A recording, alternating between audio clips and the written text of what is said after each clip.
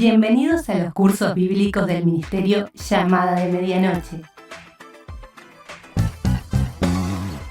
Una propuesta nueva para conocer y entender las Sagradas Escrituras y dar crecimiento a pastores, misioneros y a toda persona que quiere estudiar y crecer en su vida cristiana. Porque la Biblia dice en el Salmo 119:130: la exposición de tus palabras nos da luz y da entendimiento al sencillo. Un material de excelente calidad educativa y de producción. Totalmente gratis. Por más información, www.llamadaweb.org o búscanos en nuestras redes sociales, Facebook, Twitter, Instagram y YouTube. Comunicate vía WhatsApp al 099 000 540. Si estás fuera del Uruguay, prefijo más 598. Disfruta la clase de hoy. Bueno, muy bien. Estamos llegando a lo que probablemente sea la última clase de este estudio que estamos haciendo de la primera carta a los Corintios, ¿no? Siempre, no sé si se abría el paraguas, pero recuerden que es un estudio, es un repaso de los temas más importantes de una carta que tiene muchas cosas para mirar. En el manual hay muchas cosas que hemos ido salteando porque no nos da el tiempo para entrar en profundidad y si uno estudia directamente también va a encontrar muchas otras cosas más. Así que les animo a que hagan su propio estudio también, que vayan leyendo los textos con detenimiento y busquen entender lo que Dios quiere decir en esta carta tan importante para la iglesia y para los creyentes, que es la carta a los Corintios. En la última clase estuvimos pensando en esa otra sección que tenía que ver con la esperanza de la iglesia. Pablo había atacado el tema de los que decían que no había resurrección de los muertos. Decían, Cristo no resucitó, ¿no? Y Pablo dice, bueno, si Cristo no resucitó, entonces están todas estas consecuencias. No hay salvación, Dios es un mentiroso, nosotros somos mentirosos, nuestra fe es vacía, ¿no? Estamos muertos en delitos y pecados. Pero eso no es cierto, Cristo resucitó. Como Cristo resucitó, nosotros tenemos una esperanza de gloria, pero también tenemos un desafío para esta vida que tiene que ver con vivir velando, vivir esperando al Señor. Y ahora aquí tenemos también la parte que hemos titulado en el manual, la esperanza de los que viven, porque recuerden que una de las cosas que Pablo les enseñaba a los creyentes ahí era que los que habían muerto en Cristo, cuando llegara el momento, iban a resucitar, pero ya no con el mismo cuerpo que tenían al morir, sino con un cuerpo transformado, un cuerpo glorioso de resurrección, semejante al cuerpo de la gloria de Jesucristo. Pero después les recuerda que de la misma manera también los que viven necesitaban tener un cuerpo transformado. Entonces dice el versículo 50, que quiere decirnos que la carne y la sangre no pueden heredar el reino de Dios, ni la corrupción hereda la incorrupción, ¿no? De manera que estaba claro que los que habían muerto no podían entrar o llegar a la gloria con el cuerpo que habían perdido, porque ese cuerpo estaba desintegrado, ¿no? Iba a ser un cuerpo nuevo. Ahora, ¿qué pasa con los creyentes que estén vivos en el momento en que el Señor Jesucristo venga a buscar a su iglesia? ¿De qué manera podrán entrar al cielo si la carne y la sangre no pueden heredar el reino de Dios? Entonces acá se nos empieza a hablar de ese misterio que Pablo dice, el misterio del arrebatamiento, del rapto o del traslado de la iglesia a la presencia del Señor Jesucristo. Es una verdad gloriosa que está referida a lo largo de toda la Escritura, ¿no? Jesucristo prometió que Él iba a volver, ¿no? Juan capítulo 14, ustedes recuerdan la escena en la última cena, ahí en el aposento alto, los discípulos angustiados, tristes, no entendían nada de lo que estaba pasando, pero Jesucristo les trae calma y les dice que Él va a volver, ¿no? Y que va a volver a buscar para que ellos estén con Él. Y vemos esa misma promesa a lo largo de toda la Escritura, ¿no? Lo vemos cuando el Señor está ascendiendo ahí en las nubes después de su muerte y resurrección, y los discípulos quedan mirando el cielo, cómo el Señor desaparecía, y aparecen unos seres ahí, unos ángeles y le dice, ¿por qué están mirando el cielo?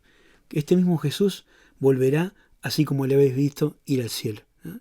Y la Escritura nos va dando pistas y mensajes a lo largo de todas las Escrituras de la esperanza gloriosa de la Iglesia, que es el retorno del Señor Jesucristo. Ahí en el manual hay un montón de citas donde el apóstol Pablo, que en prácticamente todas sus cartas menciona esto del retorno de Jesucristo, pero también lo dice Pedro, también lo dice Santiago, también lo dice el escritor de Hebreos, también lo dice Judas y lo dice Juan, especialmente en Apocalipsis, ¿no? Hablando de esa esperanza y terminando la Escritura con esa expresión tan preciosa, ¿no? Con ese deseo ferviente de que el Señor Jesucristo venga y que venga pronto. En la página 98 del manual hay un pequeño bosquejito de un resumen de cómo se van a desarrollar los eventos futuros, ¿no? Lo que va a pasar con las cosas que van a venir después, comenzando desde el arrebatamiento de la Iglesia, pasando por el tribunal de Cristo, las bodas del Cordero, la tribulación, la segunda venida del Señor, el milenio, etc. Ahí tienen las citas y los pasajes para ir leyendo leyéndolo con más detenimiento. Es otro tema en el que también hay algunas diferencias de opinión y algunos matices, pero creemos que esta es la forma correcta de entender lo que las Escrituras enseñan, ¿no? Pablo va a hablar acá acerca de este misterio que quiere decirles. Les digo un misterio, dice el versículo 51. No todos dormiremos, pero todos seremos transformados. Esta expresión dormiremos tiene que ver con la muerte, ¿no? La siesta, ¿no? Así que él había dicho que para nadie puede entrar, la corrupción no puede heredar la incorrupción, no puede entrar un cuerpo de carne y sangre como este que tenemos en la gloria, ¿no? Entonces, ¿cómo vamos a hacer? Bueno, los que murieron van a recibir un cuerpo nuevo, y los que están vivos, dice, no todos moriremos, pero todos seremos transformados, ¿no? Y ahí empieza a hablar de lo que significa el arrebatamiento o el traslado de la iglesia. Ese momento en que el Señor va a volver en las nubes para buscar a su pueblo, ¿no? A los creyentes en Cristo, que es la iglesia de Jesucristo, para que estemos para siempre con Él. Ahí vamos a ver algunas preguntas que nos podemos ir haciendo y describiendo lo que la palabra enseña. La primera pregunta que puede surgir es ¿cuándo? ¿Cuándo será? ¿En qué momento el Señor va a volver por su iglesia? Y ese es un dato que en su soberanía Dios no reveló, ¿no? Lo que la Biblia nos da a entender siempre es que el regreso del Señor Jesucristo a buscar a su iglesia es inminente, ¿no? Si bien no hay una fecha establecida, puede ser en cualquier momento. Y Pablo deja claro ahí cuál era su expectativa respecto a este tema, ¿no? Él, cuando está escribiendo acerca de la esperanza de la venida del Señor, está hablando en primera persona del plural, está diciendo nosotros los que vivimos, los que habremos quedado, ¿no? Así que él se está incluyendo en este evento. Quiere decir que Pablo pensaba que Jesucristo podía regresar ya en ese tiempo, ¿no? Para encontrarse con los creyentes. Nosotros creemos que esto es así, ¿no? Que la Escritura dice que no tenemos que esperar ninguna señal ni ningún cumplimiento, sino que el Señor Jesucristo prometió a su iglesia que Él va a volver, ¿no? Va a volver para buscar a los suyos, para que estemos para siempre con el Señor. La segunda pregunta que podemos pensar es ¿quiénes serán arrebatados? ¿Quiénes van a participar de este evento? Y Pablo dice claramente, todos seremos transformados. ¿Quiénes todos? Bueno, todos los creyentes, todos aquellos que un día hemos depositado nuestra fe en el Señor Jesús como Salvador personal. Acá no está hablando de iglesias locales, puntuales, de denominaciones, sino está hablando de todos los creyentes en Jesucristo, los que componemos la iglesia, la verdadera iglesia de Jesús, la única, la universal, como se decía antes de que nos se apropiaran de ese nombre algunas sectas, la iglesia de todos los creyentes desde el principio hasta la venida del Señor, que en ese momento estén vivos, todos ellos van a ser transformados. Ninguna parte del cuerpo de Cristo va a quedar atrás, porque la iglesia del Señor es una sola, y el Señor promete que Dios no nos ha puesto para ira, ¿no? Sino para alcanzar salvación por medio de Jesucristo, ¿no? Y los corintios, ¿no? Que eran una iglesia con un montón de defectos, muy diferente a nuestras iglesias, por supuesto, ¿no? Que son tan bonitas. La iglesia de los Corintios había divisiones, había peleas, había envidias, había inmoralidad sexual, había desprolijidad de todo tipo en la reunión, un montón de cosas que Pablo ha ido ordenando y censurando, pero Pablo le dice a ellos, todos seremos transformados, ¿no? Todos los que eran verdaderamente creyentes iban a participar del arrebatamiento, y como nosotros también vamos a participar. Después, en los versículos 52 y 53, se nos empieza a describir un poco cómo va a ser ese momento. La tercera pregunta es ¿cómo será? Bueno, ahí tenemos un pasaje paralelo que también habla de este tema, que es 1 Tesalonicenses capítulo 4 del 13 al 18. Y ahí también Pablo habla de lo mismo y también nos da información de cómo va a ser ese momento. Y acá Pablo dice, versículos 52 y 53, en un momento, en un abrir y cerrar de ojos, a la final trompeta, porque se tocará la trompeta y los muertos serán resucitados incorruptibles y nosotros seremos transformados, porque es necesario que esto corruptible se vista de incorrupción y esto mortal se vista de inmortalidad, ¿no? Pablo acá está haciendo énfasis en esto que le está enseñando acerca de la necesidad de la transformación, ¿no? No podemos heredar el reino, no podemos entrar al cielo con este cuerpo, por lo tanto es imprescindible que seamos transformados. Y eso va a pasar en un instante, dice ahí, y todos seremos transformados, porque es necesario que lo corruptible se vista de incorrupción y lo mortal de inmortalidad. El pasaje de 1 Corintios se amplía un poco más y da algunos otros detalles. Vamos a leerlo ahí. Dice, tampoco queremos, hermanos, que ignoréis acerca de los que duermen, para que no os entristezcáis como los otros que no tienen esperanza, porque si creemos que Jesús murió y resucitó, ¿no? Vieron también la importancia de la resurrección en este pasaje. Así también traerá Dios con Jesús a los que durmieron en él. Por lo cual os decimos esto en palabra del Señor, que nosotros, que vivimos, que habremos quedado hasta la venida del Señor, no precederemos a los que durmieron. Porque el Señor mismo, con voz de mando, con voz de arcángel y con trompeta de Dios, descenderá del cielo, los muertos en Cristo resucitarán primero, y luego nosotros, los que vivimos, los que hayamos quedado, seremos arrebatados juntamente con ellos en las nubes, para recibir al Señor en el aire, y así estaremos siempre con el Señor. Por tanto, alentaos unos a otros con estas palabras, ¿no?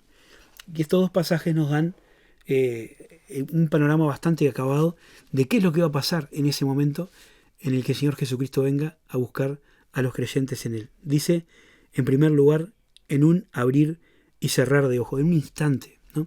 Un instante imperceptible. No va a haber un gran proceso ni una gran manifestación que todo el mundo va a poder ver, sino que en lo que tarda una persona en pestañear involuntariamente, ese movimiento que nuestros ojos físicos hacen para lubricar los párpados, los ojos ahí, que ni nos damos cuenta nosotros que lo estamos haciendo.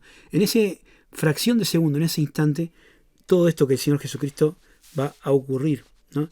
La palabra que se utiliza en el original es la palabra átomo, ¿no? Una fracción indivisible de tiempo, una milésima de segundo, un instante, ¿no? En ese momento el Señor va a actuar para arrebatar a la iglesia, ¿eh? Y es importante pensar en eso, ¿no? Dice que va a ser también con voz de mando. Es una expresión que se utilizaba para la milicia, ¿no? Para aquellos que tenían autoridad para convocar a las tropas. Por tanto, es una imagen que se utiliza para decir que el Señor mismo llamará a sus santos. Quiere resucitar para resucitar a los muertos, como lo demostró frente a la tumba de Lázaro cuando dijo a gran voz, ven fuera, ¿no? Y el cadáver de Lázaro, que estaba todo atado por las vestiduras y que hacía 4 días estaba en la tumba, apareció en la puerta de aquel sepulcro, ¿no? La voz de autoridad del Señor se refuerza con la expresión voz de arcángel, ¿no? Que también se utiliza para expresar la autoridad del Señor en el dominio de Satanás, que es el cielo atmosférico, ¿sí? Y también con trompeta de Dios, ¿no? Otra metáfora vinculada a la experiencia militar, ¿no? La trompeta en el tiempo de Pablo y en esa época se utilizaba para reunir a los ejércitos, y según, como vimos en el capítulo 14, según el toque de la trompeta, ¿no? La gente sabía lo que tenía que hacer, si lo llamaban para una cosa o para otra, ¿no? también en la Escritura la trompeta está vinculada a las operaciones de Dios, ¿no? A momentos puntuales en la historia donde se escuchaba como un sonido de trompeta, como se escuchó en el monte de Sinaí cuando Dios entregó las tablas de la ley, que el monte, dice la Escritura, que ardía en fuego, estaba sumido en una densa nube y se escuchaba un sonido como el sonido de una trompeta, de una bocina, ¿eh? O como pasó en Pentecostés, cuando dice que las personas escucharon el sonido de un viento fuerte que soplaba, ¿no? Un sonido que habla de una manifestación de Dios, de una intervención divina en el tiempo de los hombres, ¿eh? Y hay que pensar también que a veces esto sirve o es una referencia que algunos entienden como una vinculación con lo que utiliza Juan en Apocalipsis para hablar de las trompetas de juicio, ¿no? Pero hay muchos elementos que nos dan a pensar de que se trata de momentos diferentes y de trompetas diferentes, ¿no? Las trompetas que vienen en Apocalipsis son trompetas que hablan de juicio, que hablan de condenación sobre toda la humanidad. Esta trompeta es la que convoca al Señor. Y también los tiempos son diferentes, ¿no? No vamos a entrar en ese detalle del estudio, pero después lo pueden ver, creo que está en un anexo del manual, o lo dice resumidamente ahí en la parte anterior, donde hablamos de cómo se desarrollarán los eventos futuros. Después dice que viene la resurrección de los muertos, en 4 y 6 y en 15:52. Y esto es importante porque en los dos pasajes se hace énfasis en que los muertos en Cristo van a resucitar primero, ¿no? Así que, aunque va a ser todo en un instante infinitesimal de tiempo, nosotros no vamos a ir delante de los que ya partieron para estar con el Señor. Los muertos en Cristo resucitarán primero y ellos tendrán su cuerpo glorioso de resurrección y después nosotros seremos transformados, ¿no? Se nos va a dar un cuerpo glorioso, un cuerpo inmortal, un cuerpo, como dice ahí, revestido de incorrupción, para que podamos estar para siempre con el Señor. Y el pasaje termina haciendo referencia a que eso nos permitirá estar para siempre con el Señor. Pablo dice en el pasaje de Tesalonicenses, y así estaremos siempre con el Señor. La resurrección de nuestro cuerpo, para los que hayan muerto, la transformación de los que estemos vivos, nos va a permitir estar para siempre con el Señor, ¿no? Y estar en ese lugar donde el Señor preparó para nosotros. Qué momento de gloria y de bendición, ¿no? Hay más cosas en la historia, pero la Biblia nos dice que apuntamos a estar con el Señor. Y qué preciosos son esos pasajes donde dice la Escritura, lo tengo acá anotado, Apocalipsis 22, 3 al 5, al final de la historia, cuando dice, ya no habrá más maldición, y el trono de Dios y el Cordero estarán en ella, sus siervos le servirán y verán su rostro, y su nombre estará en sus frentes, no habrá allí más noche, y ya no tienen necesidad de luz de lámpara ni de luz de sol, porque el Señor los iluminará y reinarán por los siglos de los siglos, ¿no? Qué hermosas palabras de bendición, ¿no? De esperanza para los que hemos creído en el Señor. Y Pablo termina hablando de otras cosas también que van a pasar, las consecuencias futuras del arrebatamiento. Dice, y cuando esto corruptible se haya vestido de incorrupción, y esto mortal se haya vestido de inmortalidad, entonces se cumplirá la palabra que está escrita, sorbida es la muerte en victoria. ¿Dónde está, oh muerte, tu aguijón? ¿Dónde, oh sepulcro, tu victoria? ¿No? Ya que el aguijón de la muerte es el pecado, y el poder del pecado, la ley. Esto nos habla de la victoria final del Redentor sobre Satanás, sobre el pecado y sobre la muerte, ¿no? Y Pablo utiliza algunas expresiones del Antiguo Testamento para traerlas a ese momento glorioso del vencedor, ¿no? Cuando el Señor Jesús en las nubes, en donde reinan ahora el príncipe de la potestad del aire, se junte con los creyentes, ¿no? Después de haberlos redimido y demuestre absolutamente su victoria. Y habrá un grito que se proclamará y que se podrá escuchar de todas partes. ¿Dónde está, oh muerte, tu aguijón? ¿Dónde, oh sepulcro, tu victoria? Y quede demostrado para siempre que el Señor es el vencedor de toda esa situación, ¿no? Y que va a permanecer esa victoria para siempre. Así que dice, gracias sean dadas a Dios, que nos da la victoria por medio de nuestro Señor Jesucristo. Así que, hermanos míos amados, estad firmes y constantes, creciendo en la obra del Señor siempre, ¿no?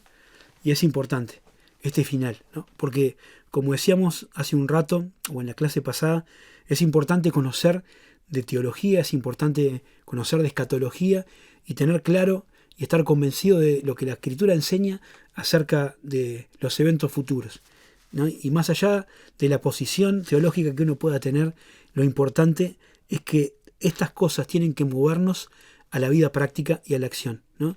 Esta esperanza que nos alienta, la esperanza del retorno del Señor Jesucristo. Cristo es la esperanza de gloria. El retorno de Jesucristo es lo que la iglesia espera, ¿no? Y esa espera nos tiene que motivar a actuar, crecer en la obra del Señor siempre, estar firmes y constantes y saber que nuestro trabajo en el Señor no es en vano. A veces hay muchos tropiezos en la obra de Dios, hay muchos obstáculos, hay muchas veces que la cosa parece que va para atrás, pero la Escritura nos dice: lo que hicimos en el Señor no es en vano.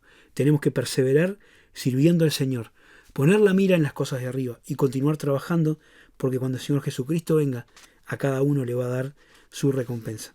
Quiera Dios que todos los que nos esforzamos por agradar a Dios, un día podamos escuchar de parte de nuestro Señor en el momento del tribunal: bien hecho, buen siervo y fiel. Sobre poco has sido fiel, sobre mucho te pondré. Pero la carta sigue y termina en el capítulo 16, que es un capítulo que, si bien tiene un cierre, ¿no? Y hay algunos temas que son más que tienen que ver con la vida de Pablo y con saludos, siempre es interesante de leer y meditar, ¿no? Es importante recordar siempre que la Escritura es inspirada por Dios. Toda la Escritura es inspirada por Dios. Y algunas cosas que están en la Biblia que a nosotros nos parecen como que son de relleno, son también palabra de Dios y tienen también enseñanza para nosotros. Así que es importante ver los planes de Pablo, es importante ver los saludos a la iglesia y también lo que habla ahí al principio del capítulo 16, que tiene que ver con la ofrenda para los santos, ¿no? Yo le puse como un resumen de todos estos temas, la comunión de la iglesia, ¿no? Porque Pablo habla de temas que tienen que ver con el trabajo conjunto o combinado de los hermanos. La primera parte, versículos 1 al 4, tiene que ver con la comunión expresada en el apoyo económico. Así que el apóstol Pablo, como siervo de Dios, como obrero de Cristo, él servía a Dios y tenía derecho, como vimos en el capítulo 9, de ser sostenido por aquellos a los cuales predicaba el Evangelio, por las iglesias que lo ayudaban a avanzar en su tarea. Él a veces no interponía esto como un requisito, sin lo cual no iba o no hacía, porque tenía el peso del llamado de Dios para su vida, y él a veces, para no poner obstáculos, trabajaba. Dice: he hecho con mis manos lo necesario, ¿no? Para poder no ser gravosos a otros, para predicar el Evangelio, aunque tenga el derecho, no lo ejerzo, porque no quiero poner carga, ¿no? Pero sin embargo, había iglesias que lo ayudaban, como la iglesia en Filipos, y también a los hermanos de Corinto les había planteado un desafío, que era reunir una colaboración, una ayuda económica para los creyentes de Jerusalén. Había en Jerusalén muchos hermanos que estaban pasando mal económicamente por distintas situaciones que no son consideradas acá, pero Pablo, en las iglesias donde visitaba, les había planteado el desafío de reunir una ofrenda para llevar a los santos de Jerusalén, ¿no? Y acá da algunas instrucciones respecto a cómo tenía que hacerse eso, ¿no? Que nos sirven a nosotros también como una forma de aplicar la enseñanza bíblica para nosotros, de poder sustentar la obra de Dios y a los obreros de Dios con los recursos que Dios ha puesto en nuestra mano, ¿no? Y seguramente en todas nuestras iglesias tenemos esta práctica de reunir ofrendas para sustentar la obra del Señor, ¿no? La ofrenda es una forma de adorar a Dios. Y acá Pablo dice: en cuanto a la ofrenda para los santos, haced también vosotros de la manera que ordené en las iglesias de Galacia. Así que Pablo ahí estaba diciendo cómo tenían que hacer para poder ayudar a los santos de Jerusalén, ¿eh?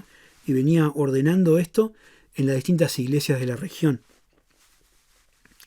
Y la idea era juntar todo, después llevarlo a Jerusalén para dárselo a los creyentes de allá. Y después dice, cada primer día de la semana, cada uno de vosotros ponga aparte algo, según haya prosperado, guardándolo, para que cuando yo llegue no se recojan entonces ofrendas. Y acá podemos ir sacando algunas instrucciones que pueden servirnos como principio para nuestra propia práctica de ofrendar, ¿no? De dar al Señor. La ofrenda es un sacrificio espiritual, no es algo que se hace por obligación o como requisito de ser miembro de una congregación, como no es una cuota social, ¿no? Es una forma de adorar a Dios con las cosas que Dios nos ha dado. Y Pablo dice acá algunos aspectos prácticos que podemos usar como parámetros, ¿no? Cada primer día de la semana, en primer lugar, nos hace pensar en la regularidad. Es decir, se ve que los creyentes tenían la práctica de reunirse todas las semanas para partir el pan, para otro tipo de reuniones. Entonces era un buen momento para que lo que habían ganado esa semana, los jornales de esa semana pudieran ofrecer una parte para el Señor, ¿no? Pero más que aplicarlo literalmente, ¿no? Que no estaría mal, podemos pensar en la importancia de tener esto como una práctica o como una disciplina espiritual de ser regulares en nuestra forma de ofrendar. Si tenemos un trabajo, cobramos un sueldo todos los meses o quincenalmente o como sea, tener este concepto de apartar lo que es del Señor para la ofrenda. Después dice acá generalidad. Cada uno de vosotros, no es la ofrenda un privilegio solamente o una obligación de los que tienen plata. Nosotros a veces pensamos que las cosas en la iglesia las tienen que hacer los que tienen una mejor posición económica que nosotros, ¿no? Y si hay que hacer algo, así bueno, está, que lo haga fulano, que le va bien, ¿no? Pero la Biblia no tiene ese concepto. La Biblia dice que cada uno tiene que participar de este sacrificio espiritual, ¿no? Y todos tenemos que tener el privilegio o la carga de poder, carga espiritual, ¿no? De poder hacer y apoyar la obra del Señor con lo que el Señor ha puesto en nuestras manos, ¿no? Y ofrendar con lo que el Señor nos prosperó. Esa es la tercera cosa, la proporcionalidad, ¿no? Según lo que el Señor nos haya prosperado. Entonces, la ofrenda no es una cuota, ¿no? Como pensamos, sino que requiere este ejercicio espiritual de pensar en lo que Dios nos ha dado, ¿no? No si me aumentaron el sueldo y esto, sino de ir considerando con gratitud lo que tengo, ¿no? Las cosas que Dios me dio. A veces tenemos demasiadas cosas, ¿no? Vivimos en un tiempo donde hay demasiadas cosas para tener y gracias a Dios podemos adquirir muchas de las cosas que hay. A veces no siempre, ¿no? Pero si uno llega a su casa, mira a su alrededor, va a ver cuántas cosas tenemos. Infinitamente más cosas de lo que tenían los hermanos de aquel tiempo. Y a veces capaz somos más mezquinos. Por eso la Biblia nos llama a pensar en dar como el Señor nos prosperó, ¿no? Y a dar con generosidad, según la buena mano que el Señor tuvo para con nosotros. También tiene que ser de una forma deliberada, ¿no? Dice que se tiene que poner aparte antes, ¿no? Es decir, tiene que haber una preparación para la ofrenda. No es encontrar un billete en el momento que vemos que la bolsita de la ofrenda o lo que usemos para ofrendar se nos está acercando rápidamente, entonces manoteamos y a ver qué encontramos en el bolsillo y bueno, algo puse. Sino que tiene que ser preparado, ¿no? De ese análisis previo de lo que el Señor nos prosperó, tiene que estar preparado lo que hemos decidido dar de manera voluntaria y deliberada. Y la actitud, lo más importante, ¿no? Es que se dé con alegría, ¿no? Que se dé con generosidad. Cada uno dice en 2 Corintios 9:7, como propuso en su corazón, no con tristeza ni por necesidad, porque Dios ama al dador alegre. Dios ama al que da con alegría. Entonces la ofrenda no puede ser una obligación, no puede ser una carga, no puede ser un rezongo. Tiene que ser una ofrenda de alabanza a nuestro Dios, ¿no? Que sea, como dice en Filipenses, un fruto que abunda en nuestra cuenta, un olor grato para el Señor, ¿no? Si no lo vamos a hacer así, de repente el dinero se pueda usar para algo, pero ni siquiera va a ser de bendición para nosotros.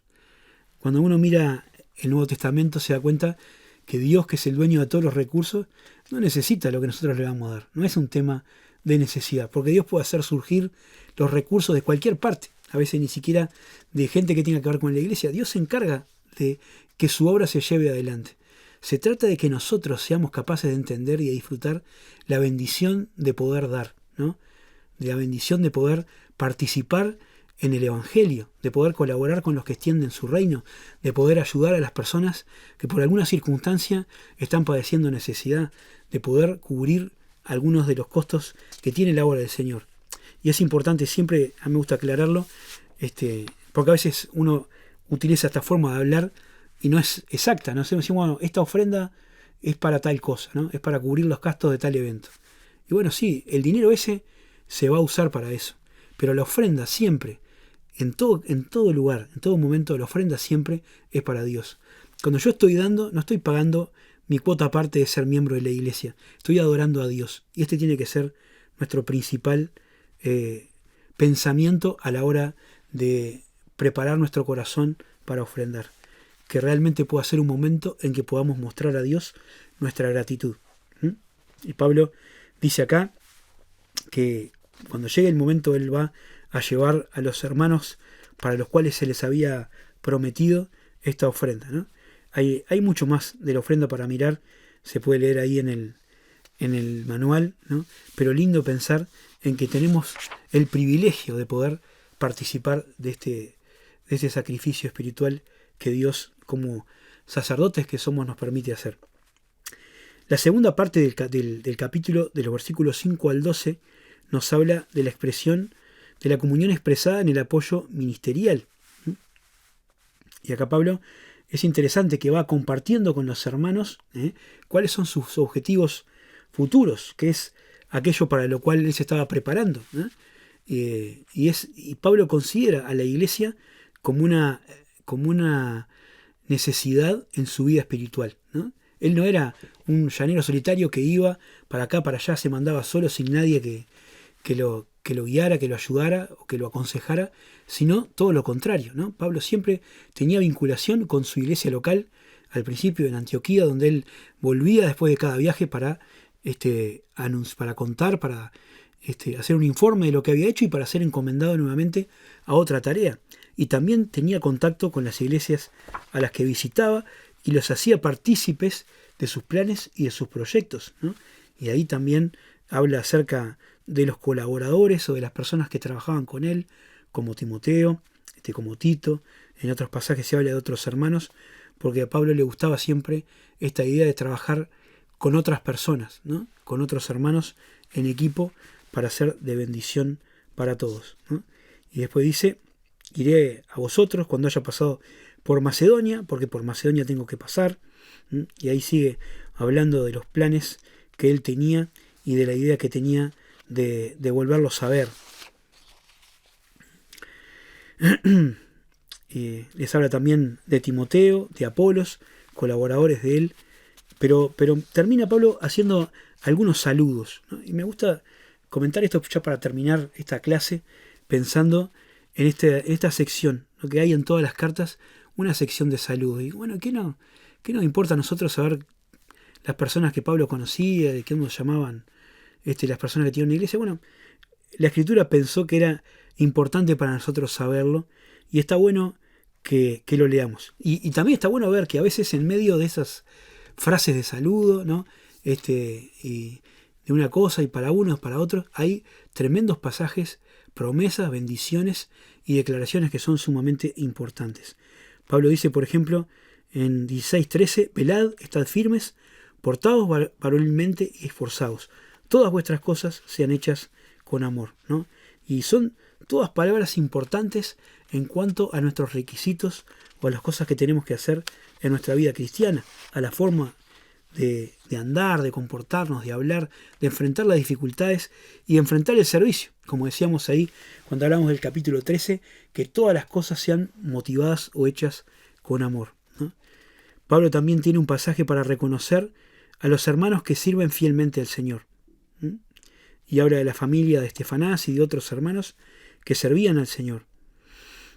Un reconocimiento a los que confortan a los santos, ¿no? Y acá es importante destacar a estas personas que a veces son prácticamente anónimas o desconocidas para la mayoría de la gente, que prácticamente no sabemos mucho más que su nombre, pero que eran tan importantes en el ministerio de Pablo y en el ministerio, en el desarrollo de la iglesia, ¿no?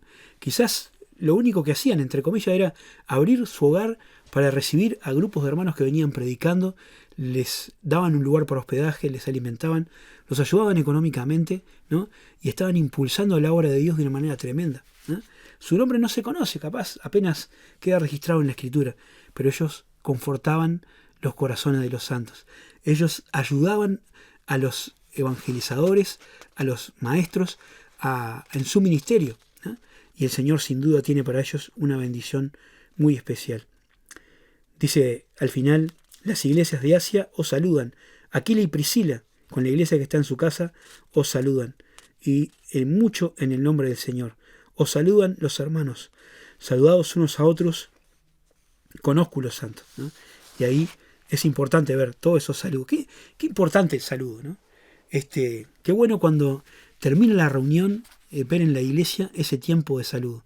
Nos saludamos cuando llegamos, pero algunos llegan un poco más tarde. Bueno, que la iglesia tiene que tener un tiempo para saludarse, ¿no? Y no decir solamente hola, ¿cómo te va?, sino de poder tener un rato para, a veces se puede charlar. A veces los tiempos son acotados, a veces hay que irse, pero qué bueno es si nos podemos tomar unos momentos para saludarnos unos a otros, para besarnos fraternalmente, para expresar el amor de Cristo en la comunión fraternal. La iglesia no es solo la reunión, es poder compartir estos tiempos tan importantes para la iglesia, ¿no? Y qué bendición. Pablo termina esta carta con esas palabras tan características de él, ¿no? La gracia del Señor Jesucristo esté con todos vosotros, mi amor en Cristo Jesús esté con todos vosotros. Dice Pablo, el Señor viene, ¿no? El Señor viene. Y como decíamos, esta tiene que ser nuestra perspectiva. Saber que el Señor Jesucristo puede venir ahora y que nuestra vida tiene que ser aprovechada todo lo posible ahora. No podemos dejar para después las cosas que tenemos que hacer.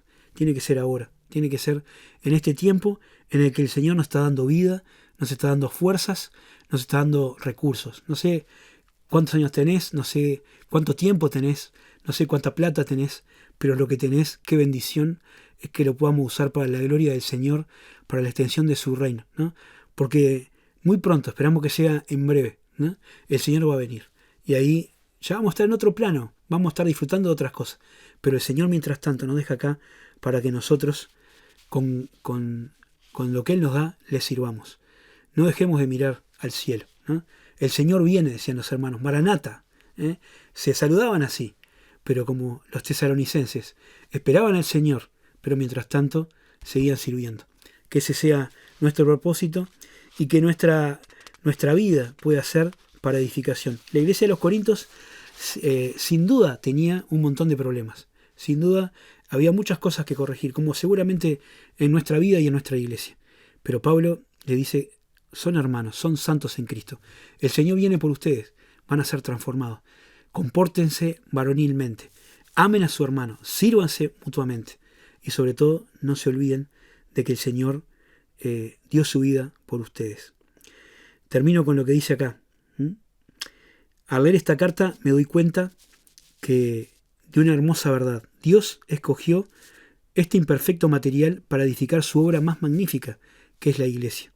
Ha querido que los corintios, que tú y que yo, que todos nosotros, con nuestras carencias, defectos y pecados, seamos parte de la iglesia.